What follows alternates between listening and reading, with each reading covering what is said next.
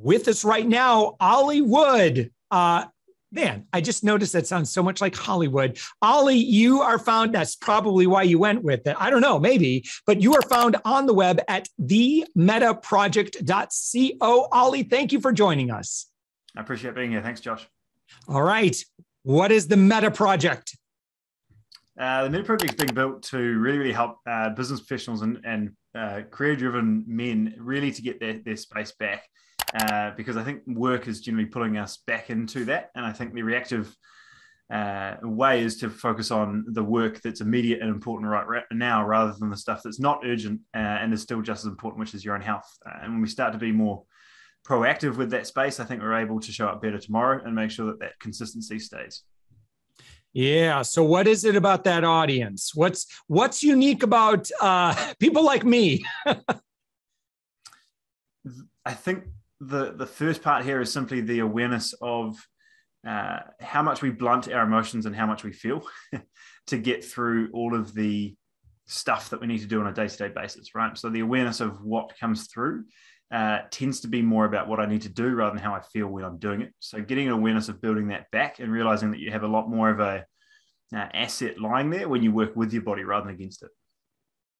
Why would someone like, someone who's, a business professional, why would they be more inclined to have that kind of disconnect than, say, anybody else?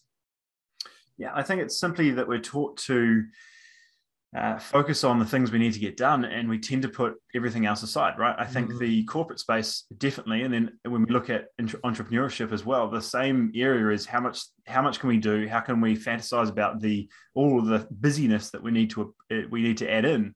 When we look at the ability to actually be productive and effective long term, we need to make sure our body's along for that journey. So I think the awareness of actually allowing us to show up sharper, allowing us to show up better, comes from that more proactive nature of knowing where the brake pedal is as well. Because if we keep pushing harder and harder, we eventually hit some sort of wall, and it usually hits us somewhere around 40. So taking that time to get your body back on your side and feel more in tune with that process starts to become a more intelligent way of making sure the next 20, 30, 40 years of your business career becomes a lot more productive, but also a lot more enjoyable, because you're not enjoying all that success without the body being along for the ride. So let's say that someone's in a position, they're like, listen, Olly, right now I'm in a huge push for work. And well, they've been in that huge push for the past several years, yep. Right? And so they've let things slide, and it's challenging to prioritize something that doesn't appear to have immediate consequences. So in other words, if I go out for a bike ride or for a run, or I go lift weights or whatever, or I don't do it, yeah, I probably might feel a little bit better, but it's going to be an investment of an hour. And I feel like, man, maybe I should be investing that hour in just growing my business rather than taking that hour and taking care of my body. Yeah.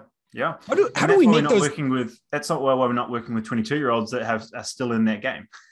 We're working with people that have had the tickle, they've had the whack, now they're looking at the full-blown truck, right? They've gone through those stages of noticing that decline. And I think the awareness of, as you said, it is very much a challenging choice. There's all the immediate, as I said, important and urgent things coming up right now, but you're looking at the space of how we can hopefully be more productive with our time, which means if we're in that business space, and we have been for a while, I'm going to assume that we've got people working with us or for us, and then we need to get better at delegation. And I think I had this conversation just yesterday. It seems to be quite big in the real estate space, where I don't necessarily think that it's that you can't delegate that task. It's because you won't. And if we start to look at the ego attached to your ability to actually delegate out tasks because you're not the one that has to do everything, we start to become a much more productive business owner or leader, as well as actually looking after our body a lot better as well. So I think they correlate, they tie in really, really well, because we're looking at the space of how we can do better at both without it just being more work. All right. So if I am going to make some investments in my health on a daily or weekly basis, what's a good schedule for that, or a good structure, or like what activity should I be doing? Yeah, it's going to be something that very much depends on your space, where you are most productive, when you should be doing your best work.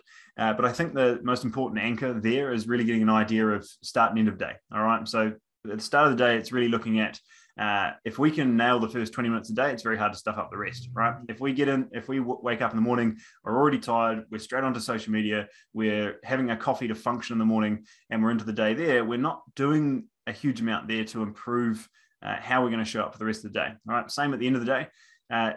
Creating clear anchors that allow us to actually have freedom and to calm down at the end of the day, so we're not continually working till bedtime. The easiest one of those is emails, right? Again, it's you think you're being effective, you're being busy, but you're not necessarily making the best use of your time. All right. So taking that time to identify what your uniform is for the day, right? That tends to be less and less traditional these days, but getting an idea of what that uniform looks like. When that uniform comes off, that's game over for work. That's done tomorrow, right? So getting things written down, getting them out of your head, and just creating that space so it's not that constant mental chatter the whole way till 10 p.m. And then you're wondering why you're waking up at 3 a.m. with a new idea, all right? So taking that time to write things down and get it out of your head was going to be a really, really good way to just create those anchors at both ends of your day. And especially right now in lockdowns, and getting an awareness of how much our working spaces and our home spaces are merged together, those anchors become so much more important. One of the quotes I guess we use a lot through our coaching program at the moment is finding freedom within discipline, right? When we've got so much vagueness going on, we tend to be directionless. We tend to be merging all these tasks together, so we feel more scattered and we're not getting anything done. So creating those anchors, whether that be at home, work, or in between, taking that time to create that space for you, I think is much more productive.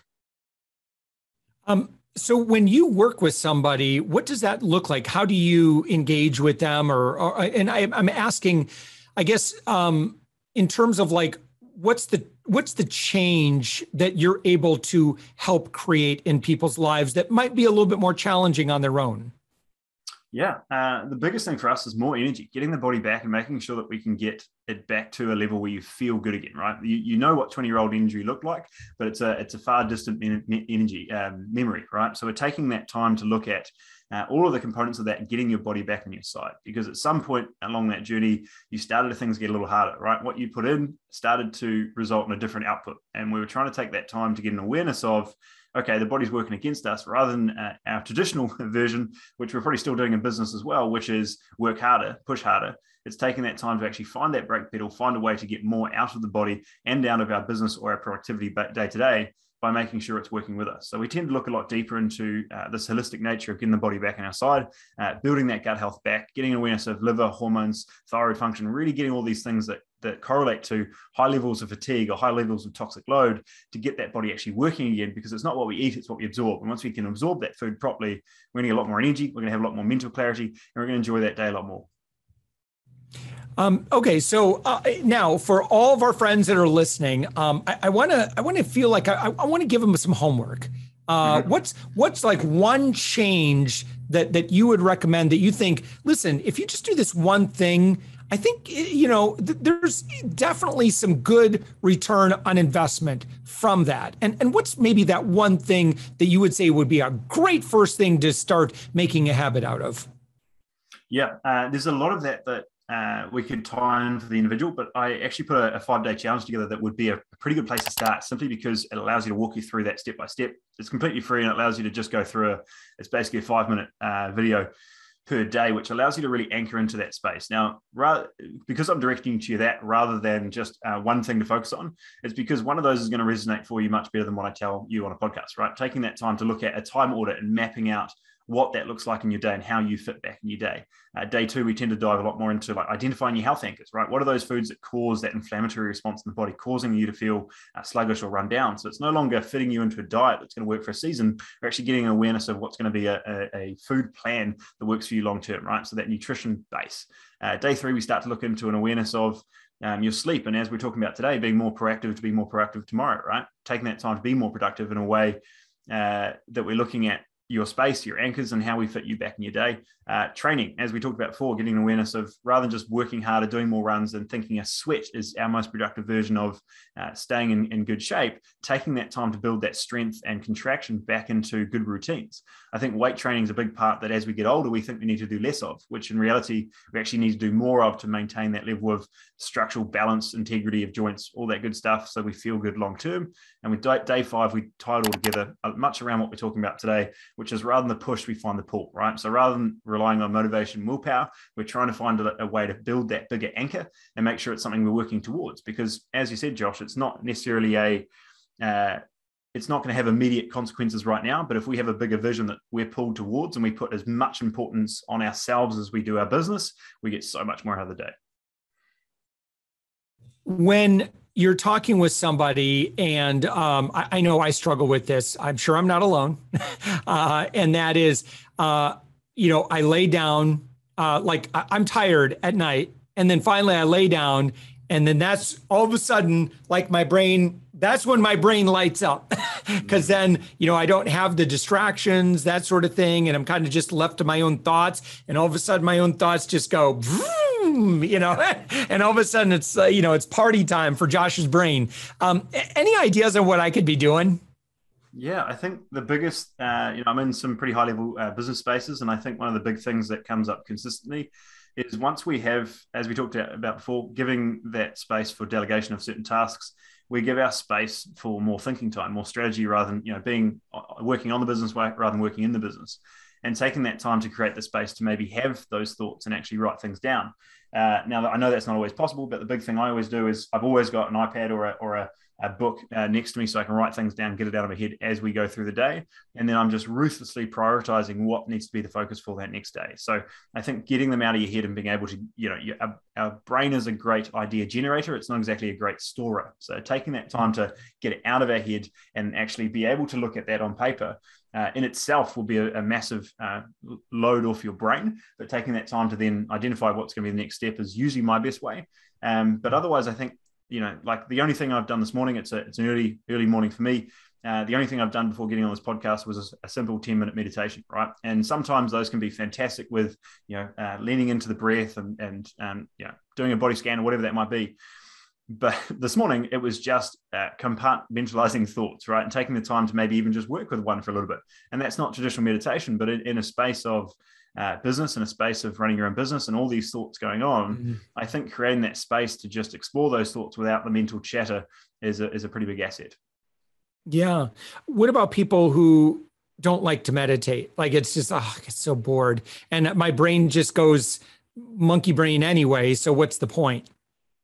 One of my mentors early on, the biggest thing that he said there was, if you can't, you must, which I think would be a nice way to lean into it. But the same way, I think it's just finding the anchor for you, because meditation is it's more the label I think most people have a problem with. It's the same with journaling, right? We did a actual interactive journaling workshop with our coaching team last week. And we went through it. We had 3 questions. We nailed it out. We nailed it in about 3 to 5 minutes. And everyone's like, that was fantastic. That was really simple. And that was easy. I just had this caught up notion of what journaling was, right? Dear diary, I need to write these things down. So when you've got some sort of masculine nature of what you think that is compared to how productive it can be, it's completely what it needs to be for you. So meditation could simply be, 6 to 10 breaths at the end of your bed, being able to feel some sort of diaphragmatic expansion, getting an awareness of being in tune with your body, right? That's going to be high performance sports as much as that is your stay-at-home mum, right? You have your perception of what you think that is, but taking that time to anchor it into how you show up better, I think is just your perception of what you think that is. And what kind of an impact can that make if we're taking that time to, kind of take those deep breaths? How does that really help us? Yeah, I think 2 things. One is going to be your attention, right? That's your biggest asset in a day-to-day basis. It's pulled every different direction. Food alone, you've got 219 decisions to make on food on average every day. That's just food. So if we look at all of the other things in the day that take your attention, we're just complete scatterbrain. So taking that time to pull your attention back to something as simple as a breath, and you take your time to build that up, I think that's one of your biggest assets in business.